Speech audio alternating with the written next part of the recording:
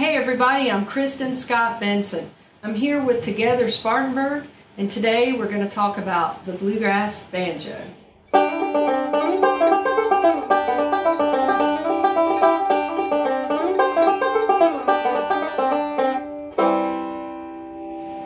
As I said, I am very excited to share a little bit of information about an instrument near and dear to my heart.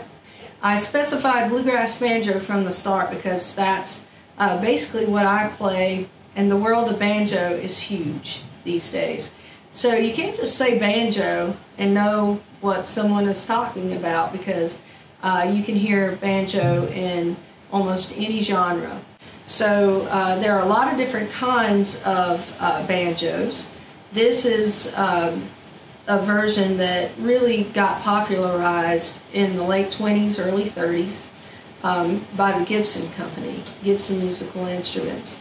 And this is a Sonny Osborne chief banjo, but it's made very much with the model in mind that Gibson started producing back in those days.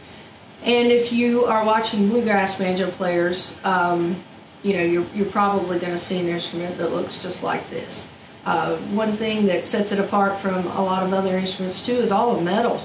You know, you're used to seeing just about all wood on stringed instruments. We have a lot of metal. I tell people it's like a machine. A lot of moving parts, or a lot of parts anyway, about 75 parts on modern banjos. And I'd like to talk a little bit about how it's played. It's a unique instrument. It captured my heart. I've grown to love it and appreciate it even more.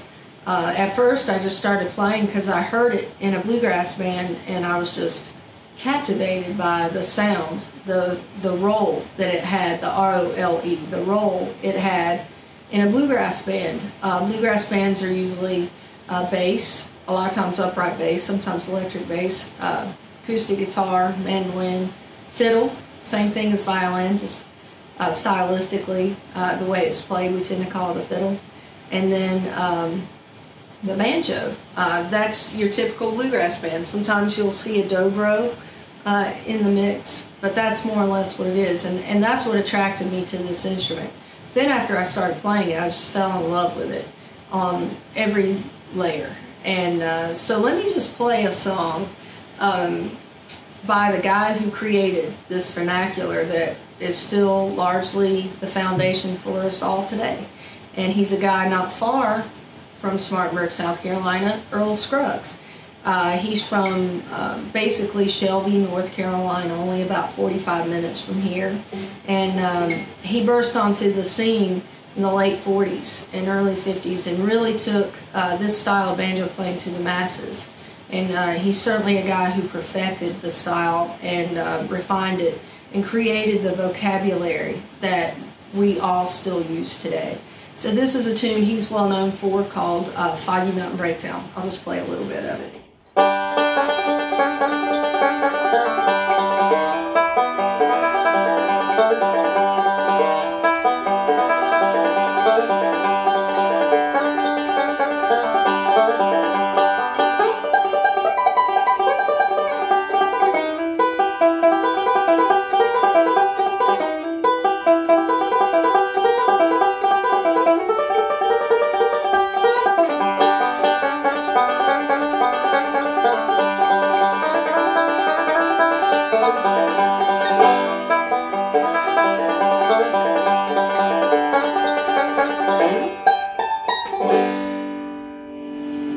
Foggy Mountain Breakdown, Earl Scruggs, genius musician. So let's talk a little bit about how that happens. One thing I love about banjo is that it definitely attracts, I think, my experience is left-brained thinkers. I've had a bunch of IT guys tell me that banjo playing is a lot like coding, in that if you give 5 coders a task, it will do what it's supposed to do, but they'll all, there's a lot of creativity involved in the process, and they'll all code it a different way. But there are some building blocks that that is the common vocabulary, and that's really not a bad analogy for banjo playing. because we have these series or patterns of rolls. Now I'm saying R-O-L-L-S. And we just kind of take the leap of faith that if we play these series of rolls together and kind of assemble them in the right order, it'll turn into music.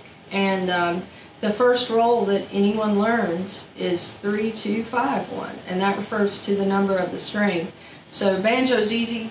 5-string banjo, the short string, that's what makes it the 5-string banjo. So that's string 5. So that means that this is string 1. So if you play 3, 2, 5, 1, you've got your middle string, the second string 2, the top string, the short string 5, and then the lowest string to the floor 1. Okay, so that's your first roll that you would learn. It's called an alternating thumb roll because the thumb plays every other note.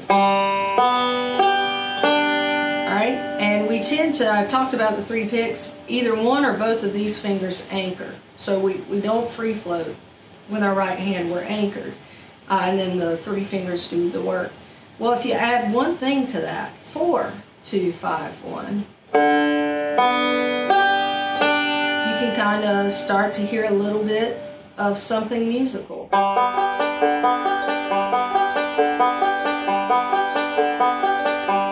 Then if you add just a little bit of left hand involvement with just those 2 rolls,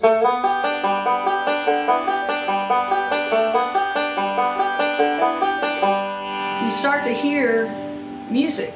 And what Scruggs did that's just still amazing is he figured out how to embed melodies into this tapestry of open strings. So he's using these sequences of rolls, these patterns, and he's doing just enough with the right hand and the left hand to make sure the main idea notes are heard, but they're embedded in the song in the middle of all these patterns. It's fascinating to me. So if we had just a you know, a simple melody like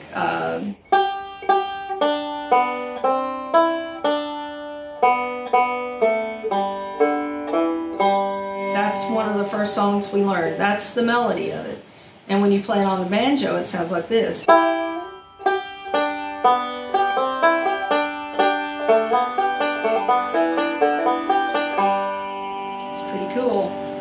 So Earl Scruggs really created the foundation that most of us use.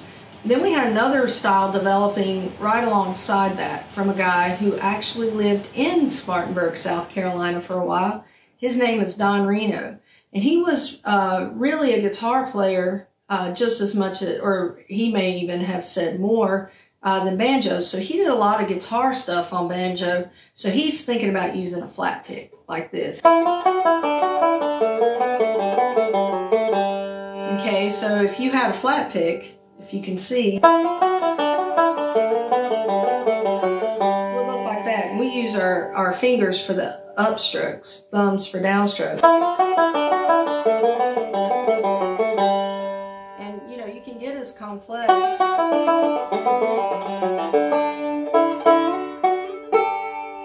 You can do a lot of music playing single string, which kind of turns the banjo into a linear instrument like a mandolin or guitar or a horn. Then we had a guy about 20 years later who came along, and not even that long actually, and started playing a new style called melodic style, and his name was Bill Keith. And he figured out how to use rolls still, so those patterns, the sequences of strings, but to play linear melodies exactly the way you would on one of the other instruments. So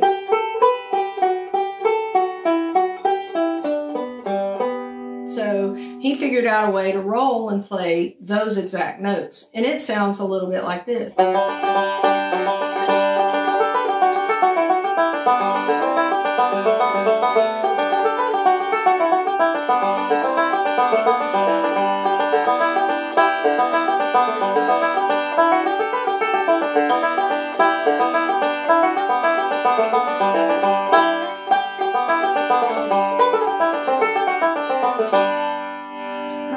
that's Bill Keith's playing. So that's just a quick overview of the styles that kind of make up bluegrass banjo. I have spent, most of my career playing in the Scruggs realm of things and dabbling in other stuff.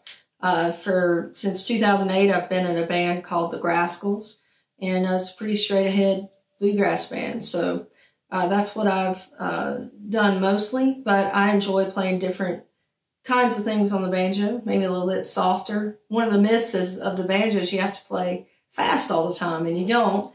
It's true we can't sustain, so, we don't have a bow or a horn where we can sustain a note, or even tremolo. We don't do that very much. So we do feel we play in 16th notes usually, or if we're playing a slow tune.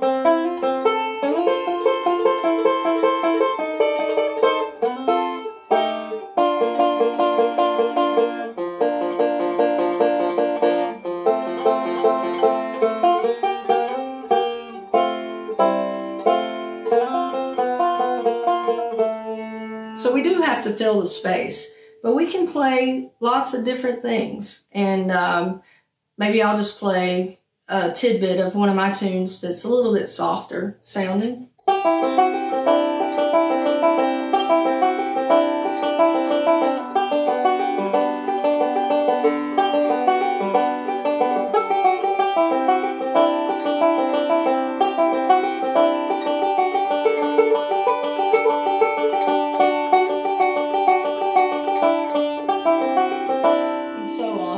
So you can get pretty with the banjo. You can play different things. Certainly there are some virtuoso musicians who've taken the banjo to the stratosphere and back. Guys like Bela Fleck, Nolan Pikelny. These are guys who can play anything on the banjo. So it's not an instrument just for bluegrass or old time or country broadly. You can hear bluegrass, you can hear the banjo play any kind of music. So it's certainly a unique instrument. It's an instrument that captured my heart a long time ago and still holds it today, and something I'm really excited to be able to talk to you about. So why don't I play one more tune and then we will sign off. Thanks Together Spartanburg for this opportunity, and I'm Kristin Benson.